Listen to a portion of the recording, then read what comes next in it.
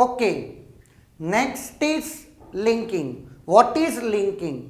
Actually जब हम लोग एक प्रोग्राम को लिखते हैं तो उस प्रोग्राम में मल्टीपल फाइल्स होती हैं जिसको हम लोग क्या करते हैं, कंपाइल करते हैं। बट कुछ ऐसे कोड हैं जिसको हम रीयूज करते हैं, that is known as library functions. Got a point? तो जो ऑलरेडी अवेलेबल कोड है हम सिंपली उसको हेडर फाइल इंक्लूड करके अपने प्रोग्राम में इंक्लूड कर देते हैं। Got the point? तो लिंकिंग का मतलब होता है सारे different objects, file and library functions या लाइब्रेरी फाइल्स को एक कंबाइंड करके एक एग्जीक्यूटेबल फाइल क्रिएट करने के प्रोसेस को हम बोलते हैं linking. It can be done eight two type, that is static linking and dynamic linking. What is the meaning of static linking? In the case of static linking, सारे objects module एक executable code में copy होंगे and जितनी भी libraries हैं, library functions हैं, वो भी अपने प्रोग्राम में एग्जीक्यूटेबल कोड में कॉपी होंगे। Got the point? नाउ ये हमारा एक एग्जीक्यूटेबल फाइल बनी। फॉर एग्जाम्पल ऐसी 100 ऑफ एग्जीक्यूटेबल फाइल्स होंगी जिसमें लाइब्रेरी फंक्शंस हर एग्जीक्यूटेबल फाइल में कॉपी हुआ होगा। For example stdio.h। Got the point? stdio.h एक हेडर फाइल है जिसको अगर हम अपने प्रोग्राम में इंक्लूड कर रहे हैं तो वो पूरा का पूरा stdio.h, वो पूरी हेडर फाइल हमारी एग्जीक्यूटेबल कोड में कॉपी होगी।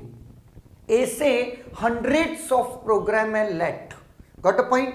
नाउ द बिगेस्ट प्रॉब्लम जो स्टैटिक लिंकिंग में आती है, पहला जो आपकी एग्जीक्यूटेबल कोड है वो बहुत लेंदी हो जाएगा। If executable code will be lengthier then loading time will be larger. Got the point? तो लोडिंग टाइम ज्यादा लगेगा। दूसरा सबसे बिगेस्ट प्रॉब्लम है वो ये, इन केस हमने उन 100 या थाउजेंड्स फाइल को एक साथ कंपाइल कर दिया through static linking. Got the point? Now और हमने सोचा कि हम इन नियर फ्यूचर उन सारी फाइल्स को एक साथ एग्जीक्यूट करेंगे। अभी सिर्फ हमने क्या रख दिया है, उनको सिर्फ कंपाइल करके रख दिया। बट बिटवीन देम जब हमने एग्जीक्यूट करना था उससे पहले वी रियलाइज दैट कि there is a bug in one of the library function. Got a point? There is a bug. Let bug is in printf function. printf की जो भी डेफिनेशन है उसमें बग है। Now first we will resolve the bug and we have to recompile all the 100 और thousands file, because जो previously जो आपका प्रीवियस कोड था वो कोड आपकी फाइल में कॉपी हुआ है, तो हमको उसे रिकम्पाइल करने पड़ेगा। बस समझ में ही? एक तो प्रॉब्लम ये थी और दूसरा loading time will be higher. Got a point? Now इस चीज को हमने रिजॉल्व किया है किसके थ्रू? डायनामिक लिंकिंग के थ्रू। डायनामिक लिंकिंग कहता है you don't have to include the complete code of library function, just it will point to that library function, और जो पॉइंट करता है उस पॉइंटर को हम लोग यूज करते हैं, वो टर्म है stub. Stub is just a piece of code जो ये बताता है कि जो लाइब्रेरी फंक्शन आपने पॉइंट किया है वो मेन मेमोरी में है या नहीं है, और नहीं है तो उसको आपको मेमोरी में लोड करना होगा in future. Got a point? तो ये आपको स्टब इन्फॉर्म कर देगा। अब सुनना, जितनी भी लाइब्रेरी फंक्शंस हैं उन सब के लिए हम कोड ना इंक्लूड करके सिर्फ क्या यूज करेंगे? स्टब, जो किसी पॉइंट करेगा। उस वजह से आपका जो लोडिंग टाइम है वो रिड्यूस हो जाएगा। और दूसरा, अब सुनना, there was a bug in printf, तो जो printf फंक्शन जिस लाइब्रेरी में था उसको हमने बग रिजॉल्व करके वापस से सही कर दिया है, तो जो पॉइंटर होगा वो नई वाले वर्जन को पॉइंट करेगा। Got a point? तो हमको वो थाउजेंड्स या हंड्रेड्स ऑफ फाइल को रिकंपाइल करने की जरूरत नहीं होगी। That is the biggest advantage. लेकिन सुनना, जब स्टैटिक लिंकिंग हो गई तो सब कुछ कोड एग्जीक्यूटेबल कोड में है, सारी object files and library function executable code में। इसके लिए जो प्रोग्राम स्टार्टअप टाइम है, जो प्रोग्राम का स्टार्टअप टाइम है, जहां पर डायनामिक लिंकिंग में वो देखता है कि ये मॉड्यूल्स हैं या नहीं है, बात समझ में? In dynamic linking program startup time will be higher, बात समझ में, कंपेयर टू स्टैटिक लिंकिंग। तो प्रोग्राम स्टार्टअप स्टैटिक लिंकिंग में बेटर होता है, डायनेमिक लिंकिंग में थोड़ा सा स्लोअर होता है। क्यों? क्योंकि वो ये देखता है कि जितने ऑब्जेक्ट्स मॉड्यूल या जितनी फाइल्स हैं जिनको आपने लिंक करवाया है वो मेन मेमोरी में अभी अवेलेबल हैं या नहीं है। Got a point? Now that is all about linking. There are two types of linking, static and dynamic. Now इस पे बेस्ड गेट में क्वेश्चन आया है 2003 में, जिसको हम लोग सॉल्व कर रहे हैं। Which of the following is not an advantage of using shared dynamically linked library as oppose to using statically linked library? Dynamically linked library का ऐसा कौन सा एडवांटेज नहीं है ओवर स्टैटिकली लिंक्ड लाइब्रेरी? पहला पॉइंट देखते हैं, smaller size of executable file. ये तो डायनेमिकली लिंक्ड लाइब्रेरी में होता है, इसके लिए ये नहीं ऑप्शन हो सकता, बिकॉज इसने पूछा है not. B clear now. Lesser overall page fault rate in the system. सुनना, अगर हर एक प्रोग्राम को 4 फ्रेम्स अलोकेटेड है एंड stdio.h एक हेडर फाइल है जिसको 1 फ्रेम चाहिए, अगर मैं स्टैटिकली लिंक्ड लाइब्रेरी यूज करूंगा तो मुझे हर प्रोग्राम के लिए 1 पेज उसके लिए चाहिए होगा और बाकी के 3 फ्रेम्स ही हम अपने बाकी के प्रोग्राम के लिए यूज करेंगे। लेकिन डायनेमिकली लिंक्ड लाइब्रेरी का मीनिंग क्या रहेगा?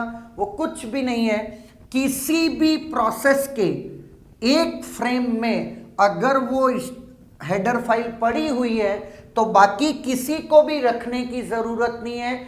All processes will share the same library function, so overall page fault of all the system will be lesser in dynamically linked library। तो ये भी नहीं हो सकता। faster program startup, that is not, that's why we will tick this, because dynamically linked library में faster program startup होता ही नहीं है, that is the false statement। Got a point? And last, existing program need not be relinked to take the advantage of newer version of library। ये वैसा ही है जैसा एक किसी लाइब्रेरी में अगर क्या है, बग है और हमने उसे रिजॉल्व कर लिया तो हम उस लाइब्रेरी को बोलते हैं newer version of library, and हमको वापस से रीलिंक करने की जरूरत नहीं है। वो पीस ऑफ कोड जो कि पॉइंटर है, स्टब है, वो सीधा newer version of library function को पॉइंट करेगा। Got a point? That is all about linking. Clear है? चलो अब अपन नेक्स्ट समझते हैं loading. What is the meaning of loading? तो सुनना, there what is the meaning of loading, आप क्या समझते हैं लोडिंग के बारे में? तो सुनना, लोडिंग इटसेल्फ क्लियर है, किसी जगह से लोड करना। तो सुनना, एक program for its execution must be in main memory. Earlier program और process will be in secondary storage. Secondary storage से प्रोग्राम को मैन मेमोरी में लोड करना, इस प्रोसेस को हम बोलते हैं loading. It is done by loader. Loader उस प्रोग्राम को मैन मेमोरी में लोड करेगा. It can be done at two types और two level. One is static loading and second is dynamic loading. Static loading का meaning होता है कि सारे के सारे कंप्लीट प्रोग्राम को, सारे ऑब्जेक्ट्स मॉड्यूल को एक साथ क्या कर देना, पूरे एग्जीक्यूटेबल फाइल को एक साथ लोड कर देना इज कॉल्ड स्टैटिक लोडिंग.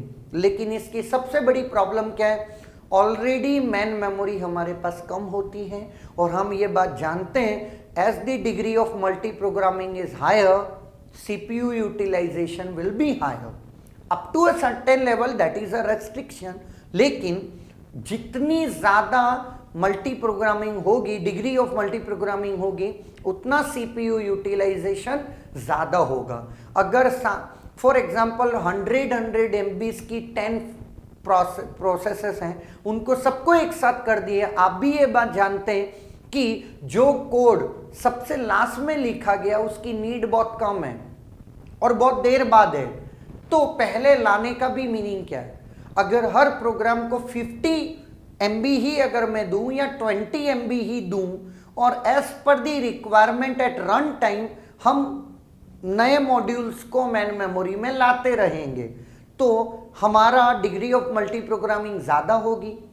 तो डायनेमिक लोडिंग कहता है लोड द मॉड्यूल और load the part of the executable code at the time of called. जब ये मॉड्यूल कॉल हो तभी आप उसे लोड करो, that is called dynamic loading. Got a point. And static loading का मतलब है एक साथ प्रोग्राम को लोड कर देना before it is started it's execution. Before it starts it's execution. Got a point. Now तो इस चीज को अपन बोलेंगे static loading versus dynamic loading. Got a point. Now अब अपन चलते हैं स्वैपिंग.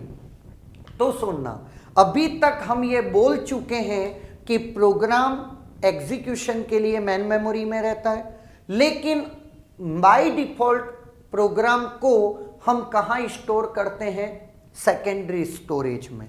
तो सुनना, ये CPU है, ये मैन मेमोरी है एंड ये आपकी डिस्क है. डिस्क का एक पार्ट जो कि वर्चुअल मेमोरी हम लोग बोलते हैं,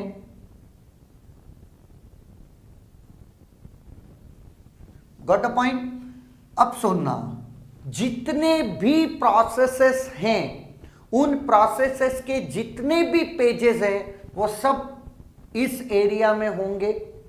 and as per the run time demand, as per the run time request, वो पेजेस मैन मेमोरी में आएंगे.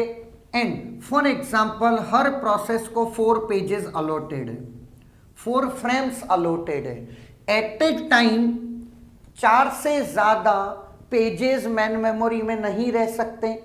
For example P1, P2, P3, P4, ये सारे चारों पेजेस यहां आ गए. New request is page 5 of that process, it is not in main memory.